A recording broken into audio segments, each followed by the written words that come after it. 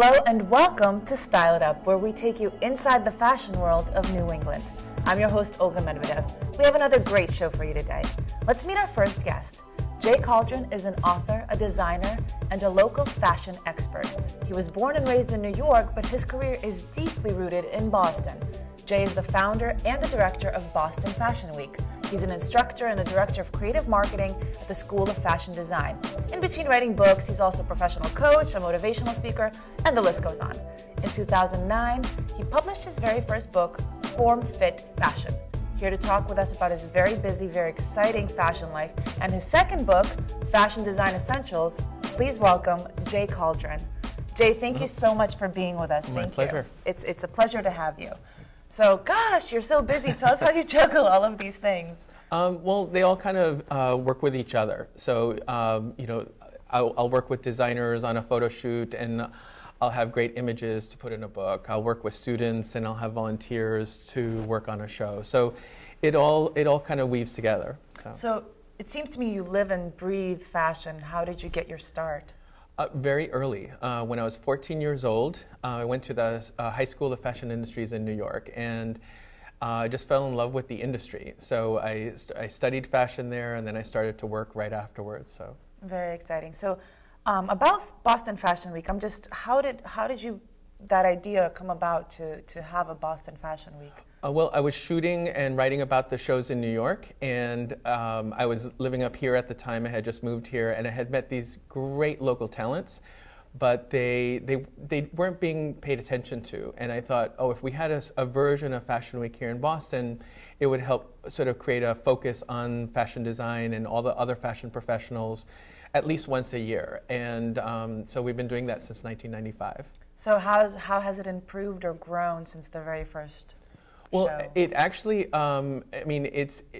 every year we try to add something fresh and new.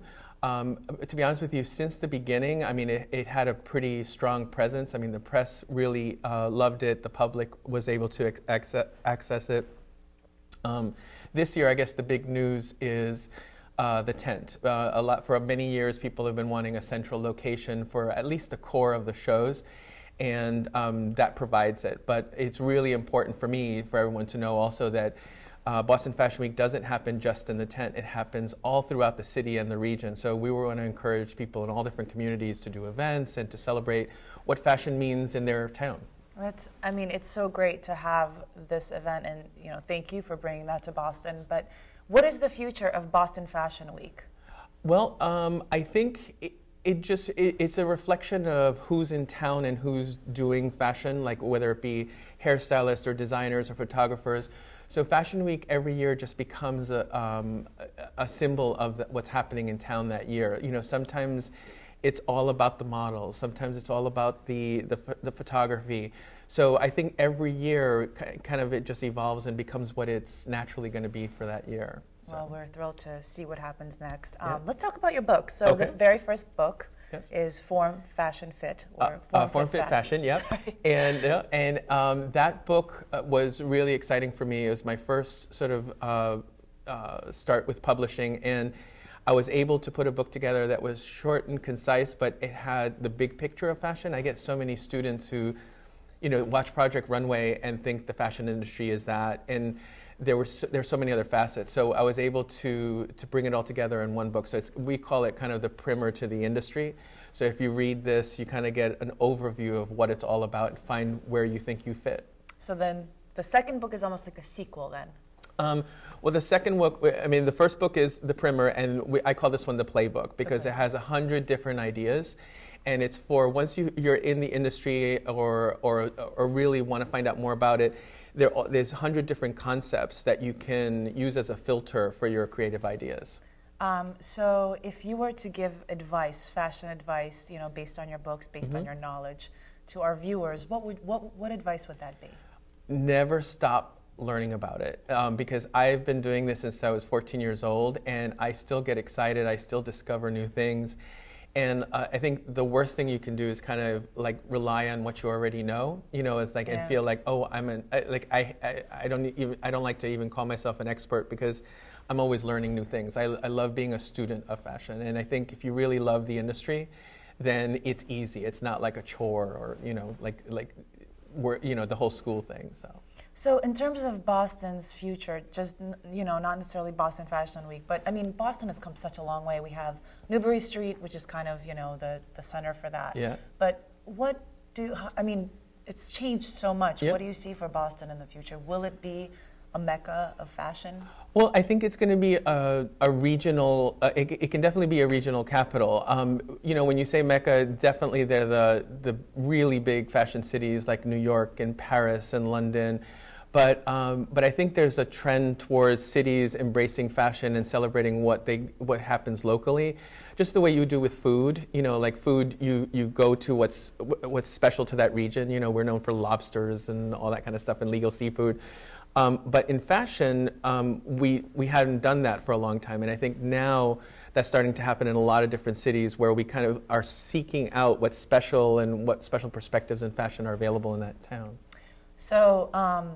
Once again, we just want to thank you for coming out. We're looking forward to seeing you at Boston Fashion Week with the tent. Yes. Big tent under the tent. Yes. And tell us, where do we learn more about you?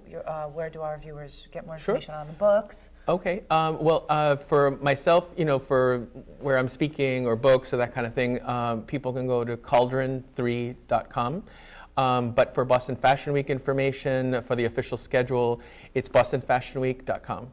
BostonFashionWeek.com. That's coming up very pretty straightforward. Shortly, yes. So thank you so much for being here. My We're pleasure. Very, it was a very lot excited, of fun. Jay. It's you're amazing at what you do. So we'll definitely keep in touch with you. Great. Keep us posted. Definitely will. Style It Up always wants to know and be on the scene. Excellent. Thank you so much. My pleasure. Don't go anywhere. The doctor is in. We'll tell you what it's all about. Stay with us on Style It Up.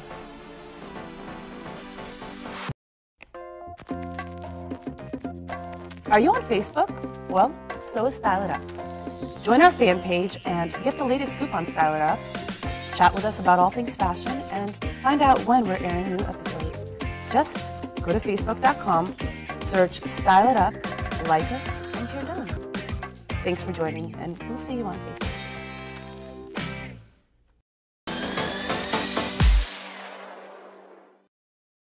Welcome back to Style It Up. I'm your host, Olga Medvedev. Wedding season is in full bloom, so there are always new brides who are looking into planning their all-white affair. Well, have you ever thought about going green for your big day? Well, Style It Up was on the scene for Elegantly Green Wedding Showcase. We were able to see different companies who are environmentally friendly in all aspects for a couple's big day. We also had the opportunity to speak with an event organizer and seams designer, Harper Della Piana. Let's take a look.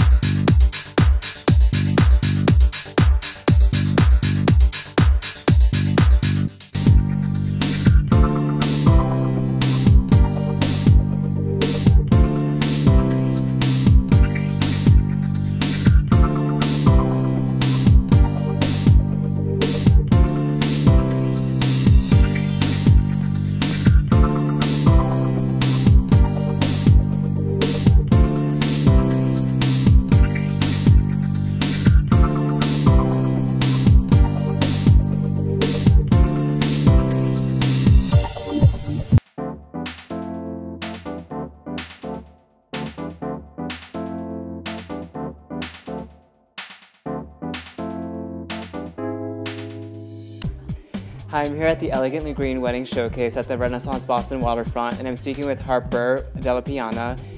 She's one of the organizers and designers in the show, and so I just want to have a conversation with you and just ask you, like, how did you become involved with the program? Well, I'm one of the founders of the show.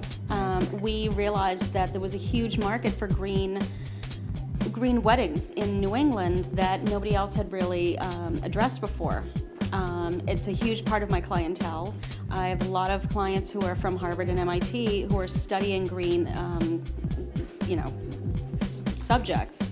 And when it comes to their time for their wedding, they want to do something green. There were very few stores in the area that sold some of the green lines that are available nationally and internationally. And so we just came up with this thing, and it's growing.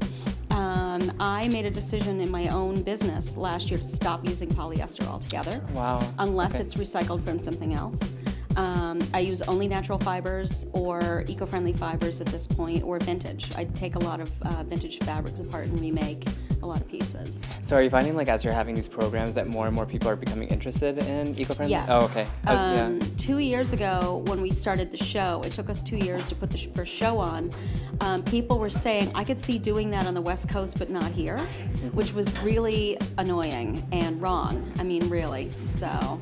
I mean, I don't think that's true, because I definitely, like, in places like Cambridge and, like, in the suburbs, people are really, totally. And the fact that, like, everybody's recycling now and everybody's conscious of it, it's not a fad and it's not an elitist thing anymore. I mean, everybody's conscious of it. Just like in the 70s, it just became a financially sound way to live, you know, so.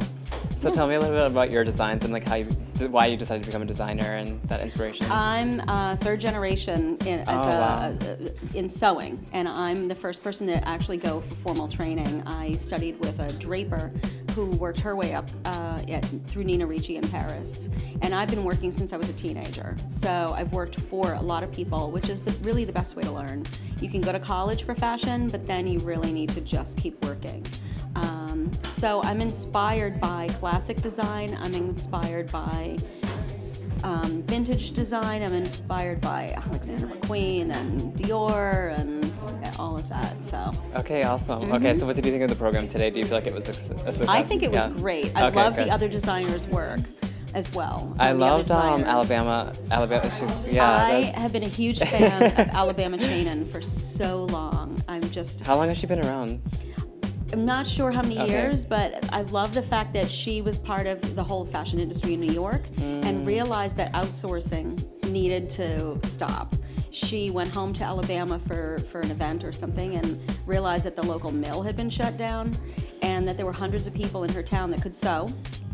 And she moved her whole factory down there to Florence, Alabama, and everything is entirely hand sewn, even the seams. I can tell, I don't think they have a machine in their shop. So literally every single piece is signed by the maker and it's entirely hand sewn. I'm like in awe over the stuff. I was so thrilled when they said yes, and then when the box arrived, I was like scared to open it. Kind of have hero worship for it. So when's the next showcase? We're aiming for Earth Day next year. Nice. Yeah, okay. so that's really April. Cool. 20 someday in April. April something. All right. Well, thank you so much, Harper. It's been such a pleasure talking with you. Thank you.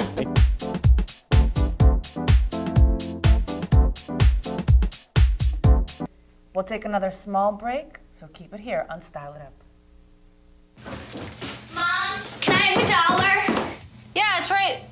I think my purse is upstairs on the bed. It's not here.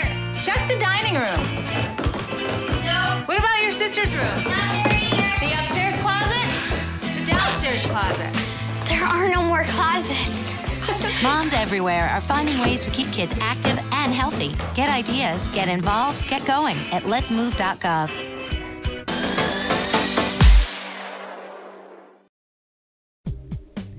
Welcome back to Style It Up. Is your fashion sense a little under the weather, or does your style need a checkup? Well, here with us today are the fashion doctors who have just the cure for what ails your wardrobe woes. The fashion doctors are a full-service team that assists clients with things like personal shopping, personal styling, daily looks, and special occasions, and even self-esteem enhancement. With us today is Marianna Toroyan, the fashion doctor and co-founder. With a degree from Parsons New school for design and a true love for style and fashion, she helps people look and feel their best. We are thrilled to have her with us. Please welcome Marianna Toroyan. Hi, Marianna. Thank you so much for being here. Thank you so much for having me. We're so excited to have you. So tell us about the Fashion Doctors and how it got started and what made you decide to call it the Fashion Doctors. Well, the Fashion Doctors, we're a full-service fashion event team, and we also do personal styling, but more for self-esteem enhancement. Our name comes from the fact that my sister and I, who started the company, we both have doctorates. So even though we're not medical doctors, we're both doctors in other fields. So she's also a fashion doctor? Yes, she does the Palm Beach and Miami office. So how many offices are there currently? New York, Palm Beach, and here in Boston. So you mentioned self-esteem enhancement. Talk about that. Okay, so we really like to focus on letting people's inner beauty make any outfit look fabulous. Just by the way people feel inside, you can take any trend and make it your own personal style and just rock it. And my sister, I started with the self-esteem because when I was getting my doctorate degree, I focused on improving self-esteem in high school students, and I realized that fashion was such a crucial element that I went on to fashion, and I thought, I can actually use my doctorate and the self-esteem to help people through fashion.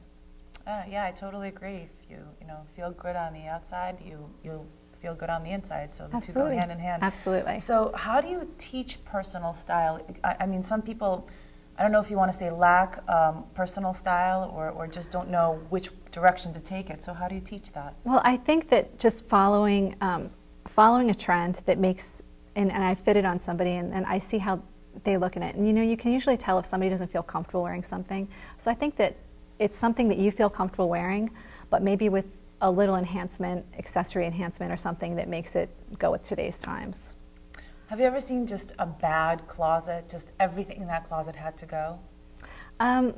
Once in a while. I mean, I think that we all are guilty sometimes of, holding on to things that probably we should have thrown out years ago. But no, I think it's important to keep.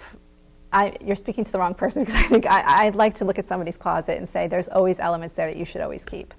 And then there's certain things that you have to get rid of depending on, your own personal.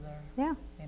When you reach a certain age, you should get rid of some things, yes. Do you believe that fashion and personal style evolves with age, or it just kind of always, you keep certain elements? I think you always keep certain elements of your own personal style. That stays with you forever, but you definitely should change your wardrobe, and like I said, if you add some accessories to certain looks that you have and maybe make the skirt a little longer as you get a little older, it usually helps. Oh, I hated that stage. So tell me about the events aspect. You say you coordinate events based on... Yes.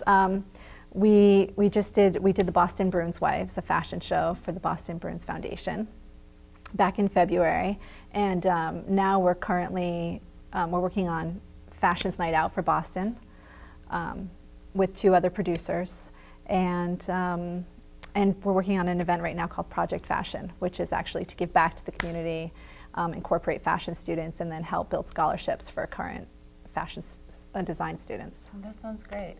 What do you love most about your job? I like the element of helping people. I think that it's the same for, I think everybody, if they can do something good with the community, it's a great way for you to get involved, and I think that's what I love about my job. I think I can see self-esteem enhancement. I can change people just by putting on a fabulous dress. I've been there for sure. So one thing that you want our viewers or your clients to take away from you personally as a fashion doctor? As a fashion doctor, don't be afraid to take chances. If you see something fabulous and you think that that it's gonna make you feel better, get it and put it on. And I think that it just brings out the inner you. I like that. Where can we learn more about the Fashion Doctors? www.thefashiondoctors.com. All right. Well, for all our viewers, make sure to look out for that. Marianne, thank you so much for being here. Thank you so much for having me. Best of luck to both you and your sister. Thank you. Thank you. We look forward to hearing from you in the future. Thank you so much. I appreciate it. Well, that's our show for today. I want to thank our guests, Jay Calderin and Marianna Toroyan from the Fashion Doctors. And of course, always thank you for watching. Before I go, I will leave you with a quote from Mary Kay, the founder of Mary Kay Cosmetics. While clothes may not make the woman, they certainly have a strong effect on her self-confidence. Kind of goes back to what Marianna was talking about, which I always believe does make the woman. Well, thank you, Mary Kay, for that insightful quote. Till next time, I'm Olga Medvedev.